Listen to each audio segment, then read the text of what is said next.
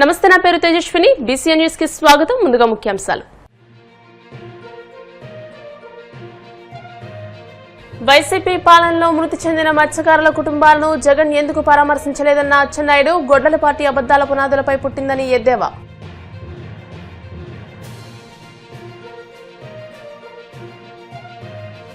Chandrababu diversion రాజకీయాలకు Revanth Reddy సహకరిస్తున్నారన్న YCP నేతలు. నాగార్జున యాదవ్ 2 ఏళ్ల కిందటి వ్యాఖ్యలపై ఇప్పుడు కేసు పెట్టడం సిగ్గుచేటని వ్యాఖ్య.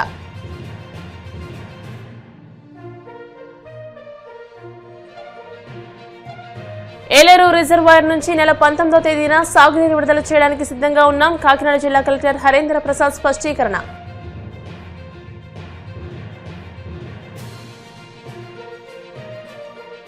తిరుమల శ్రీవారిని దర్శించుకున్న సినీ నటుడు అశ్విన్ బాబు. ఆలయ మర్యాదతో స్వాగతం పలికిన అధికారులు. మత్స్యకారులను పట్టించుకోవడం లేదని వైసీపీ అధినేత జగన్ చేసిన విమర్శలపై మంత్రి అచ్చెన్నాయుడు మండిపడ్డారు. మత్స్యకారుల గురించి మాట్లాడే నైతిక హక్కు జగన్ కు లేదని అన్నారు. వైసీపీ పాలనలో ప్రకృతి వైపరీత్యాల వల్ల 275 మంది మృతి చెందారని తెలియజేశారు. అయితే వారిని జగనే చంపేశారని అవివేకంగా తాము మాట్లాడబోమన్నారు.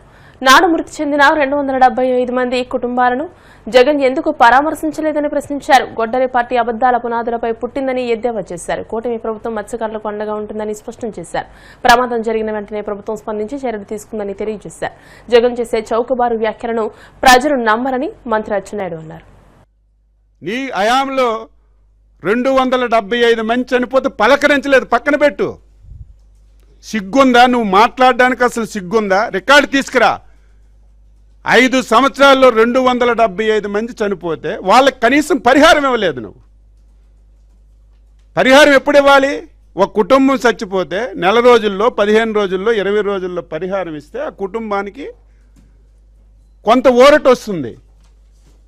నీ హయాంలో నువ్వు పలకరించలేదు, కనీసం పరిహారం కూడా ఇవ్వలేదు. నువ్వు ఉంచేసినటువంటి నీ హయాంలో చనిపోయినటువంటి వ్యక్తులకి అధికారం వచ్చిన తర్వాత 2024లో పరిహారం ఇచ్చినటువంటి ప్రభుత్వం ఎన్డీఏ ప్రభుత్వం, చంద్రబాబు నాయుడు గారు. రికార్డుతి. సిగ్గు లేకుండా, ఎగ్గు లేకుండా ఇష్టానుసారంగా మాట్లాడితే మేము సైలెంట్గా ఉంటాం అనుకుంటాం. నీకు ధీటుగా నేను సమాధానం చెప్తాను. ఛాలెంజ్ చేస్తున్నాను. నువ్వు పలకరించలేదు, కనీసం పరిహారం కూడా ఇవ్వలేదు. మీ అందరికి తెలుసు కదా, నాన్ ట్రేసింగ్ డెడ్ బాడీ ఉంటే దానికి చనిపోయినట్టుగా సర్టిఫికేట్ ఇవ్వాలంటే ఒక విధానం ఉంటుంది, ఒక ఎంక్వైరీ ఉంటుంది, ఒక కమిటీ ఉంటుంది. ఒక 3 మాసాలు 6 మాసాలు చూసి మనిషి ట్రేస్ కాకపోతే ట్రేస్ అవ్వలేదని డెత్ సర్టిఫికేట్ ఇస్తారు. మీ అందరికి తెలుసా లేదు? చదువుకున్నాం కదా అందరూ. ఇది ప్రభుత్వంలో జరుగుతుంది. కానీ బాధ్యత గల ప్రభుత్వం కాబట్టే తరువాత ఏం జరుగుతుందో పక్కన పెట్టాలి. జరిగినటువంటి 42 గంటల్లో ఏమీ చూడకుండా, ఎంక్వైరీలు లేకుండా, ఉన్నారో లేదో తెలియకుండా ఇమీడియట్గా 10 లక్షల రూపాయలు నష్టపరిహారం ఇచ్చినటువంటి ప్రభుత్వం ఎన్డీఏ ప్రభుత్వం, చంద్రబాబు నాయుడు. సిగ్గు లేకుండా 10 లక్షలు ముష్టి అంటావా? నీకు సిగ్గుంది అసలు? ముష్టితో పోలుస్తావా? నువ్వు ఒక పైసా 5 సంవత్సరాల్లో చనిపోయిన వ్యక్తికి కోపం, ఆవేదన, బాధ కలుగుతుంది. మాటలు చూస్తుంటే ఆవేశం వస్తుంది. అన్ని అబద్ధాలు, పచ్చి అబద్ధాలు. నేను ఛాలెంజ్ చేస్తున్నాను. 5 సంవత్సరాల్లో నువ్వు మత్స్యకారులంటే శ్రీకాకుళం నుంచి నెల్లూరు వరకు సుదీర్ఘమైనటువంటి తీర ప్రాంతం. మత్స్యకారు సోదరులు కూడా ఈ పాత్రికేయ సమావేశం చూడండి. నేను వాస్తవాలు మాట్లాడితే వినండి, నేను తప్పు మాట్లాడితే ఎక్కడైనా ప్రశ్నించండి. ఈరోజు గొడ్డలపాటి అధ్యక్షుడు మాట్లాడిన ప్రతి మాట అవాస్తవం, పచ్చి అబద్ధాలు మాట్లాడుతున్నాడు. శ్రీకాకుళం నుంచి నెల్లూరు వరకు సుదీర్ఘమైనటువంటి తీర ప్రాంతం ఉంది. 5 సంవత్సరాలు గొడ్డలపాటి నువ్వు ఈ రాష్ట్రానికి వెలగబెట్టావు. ఏం చేశావు? బ్యాన్ పీరియడ్లో 10,000 రూపాయలు, సంవత్సరానికి బ్యాన్ పీరియడ్కి ఒక 10,000 రూపాయలు చొప్పున వారికి ఇతోధికంగా సహాయం చేసావు తప్ప 5 సంవత్సరాలు ఒక్క కార్యక్రమం అంటే ఒక కార్యక్రమం చేసావా? చనిపోతే డబ్బులు ఇవ్వలేదు, మేము ఇచ్చాం. డీజిల్కి 9 రూపాయలు సబ్సిడీ బాకీలు ఉండిపోతే మేమిచ్చాం. ఒక్కడికి ఒక వల కానీ, ఒక బోటు కానీ, ఒక తెప్ప కానీ వల చిరిగిపోతే కుట్టుకోవడానికి దారం కూడా 5 సంవత్సరాల్లో నువ్వు ఇవ్వలేదు. నువ్వు ఇచ్చింది ఎంత? 2019 నుంచి 24 వరకు సంవత్సరానికి 10,000 రూపాయలు చొప్పున 5 సంవత్సరాల్లో 531 కోట్లు తప్ప మత్స్యకారులకు నువ్వేమైనా ఇచ్చావా? ఒక్కటి ఇచ్చావని చెప్పు, ఛాలెంజ్ చేయి. నేను ఛాలెంజ్ చేస్తున్నాను, ఎక్కడికి రమ్మంటే అక్కడికి వచ్చి మాట్లాడతాను. మేము మాట ఇచ్చాం, నువ్వు 10,000 ఇచ్చావు, మేము 20,000 ఇస్తామని మాట ఇచ్చాం. 2 సంవత్సరాల్లో మత్స్యకారు సోదరులు కూడా తెలుసుకోవాలి. నువ్వు 5 సంవత్సరాల్లో 531 కోట్లు ఇస్తే 2 సంవత్సరాల్లో 511 కోట్లు ఇచ్చాం. ముఖ్యమంత్రి చంద్రబాబు కుయుక్తులకు తెలంగాణ సీఎం రేవంత్ రెడ్డి పూర్తిగా వంతపాడుతున్నారని వైసీపీ నాయకులు ఆగ్రహం వ్యక్తం చేశారు. తాడేపల్లి వైసీపీ కేంద్ర కార్యాలయంలో ఏర్పాటు చేసిన మీడియా సమావేశంలో మాజీ ఎమ్మెల్యే టీజేఆర్ సుధాకర్ బాబు, పార్టీ అధికార ప్రతినిధి వంగవీటి నరేంద్ర, పార్టీ విద్యార్థి విభాగం వర్కింగ్ ప్రెసిడెంట్ రవిచంద్ర మాట్లాడుతూ 2 రాష్ట్రాల ముఖ్యమంత్రుల మధ్య ఉన్న హాట్ లైన్ సంబంధాలు నాగార్జున యాదవ్ అక్రమ అరెస్టుతో పూర్తిగా బట్టబయలయ్యాయని విమర్శించారు. 2 ఏళ్ల కిందటి వ్యాఖ్యలపై ఇప్పుడు కేసు పెట్టడం సిగ్గుచేటని, ఏ ద్వారా వాటిని సృష్టించారా అనేది కూడా నిర్ధారించుకోకుండా కేసులు పెట్టారని ఆరోపించారు. నాగార్జున యాదవ్ ఏమో ఇంకా ఎక్కడికి కూడా ఎదగని ఓ కుర్ర వయసు యువనాయకుడు. పిల్లకాయలు టెలివిజన్ డిబేట్లలో ఏదో ఒకటి విషయాన్ని మాట్లాడితే టెలివిజన్ డిబేట్ల ఆధారంగానే మనం గనక శిక్షాస్మృతిని అమలుపరిచే పని అయితే, చట్టాన్ని మనం అమలుపరిచే పని అయితే, కేసులు కట్టే పని అయితే ప్రతిరోజు ప్రతి డిబేట్లో ఒక 10 కేసులు పెట్టవచ్చు. మనం ఏది కేసు పరిగణలోకి తీసుకోవాలి, దేన్ని కేసుగా పరిగణించాలి, ఏది నేరంగా భావించాలనే అంశం కనీసం స్పృహ ఉండట్లేదు. ఈ రోజున ఆంధ్రప్రదేశ్లో జరిగే ఘోరాలు నేరాలకి తెలంగాణ ముఖ్యమంత్రి గారు కూడా వంతపాడుతున్నట్టుగా, తెలంగాణలోని కొన్ని శక్తులు కూడా చంద్రబాబు నాయుడుకు కుయుక్తి రాజకీయాలకు వంతపాడుతున్నట్టుగా సుస్పష్టమైపోయింది.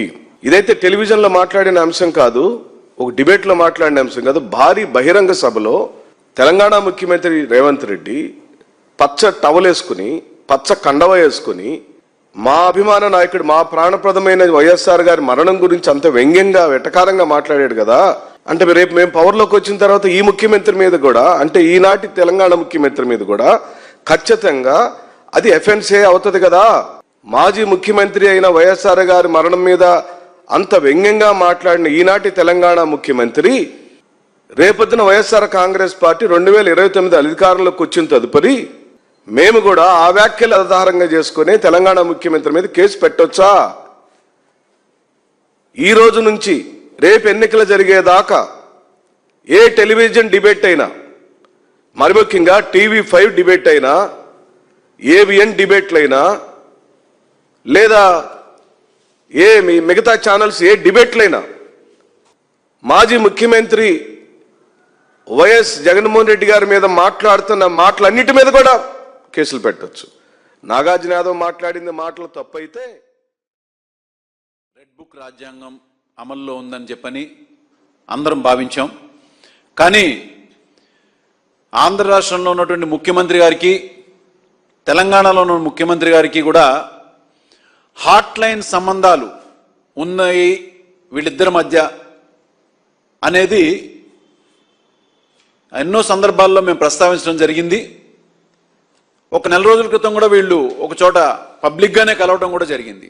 అంటే చంద్రబాబు నాయుడు గారు ఎన్డీఏ కూటమితో ఆయన సంబంధాలు పెట్టుకుని చాటుమాటున వ్యవహారాలన్నీ కూడా ఇంకొక యూపీఏ గవర్నమెంట్తో ఆయన మాట్లాడటం జరుగుతుందంటే ఇది ఎట్లా ఉందంటే పెళ్లి ఒకళ్ళని చేసుకుని సంసారం ఇంకోళ్ళతో చేస్తున్నట్టుగా వీళ్ళ వ్యవహారం ఉందనేది చాలా స్పష్టంగా తెలుస్తుంది.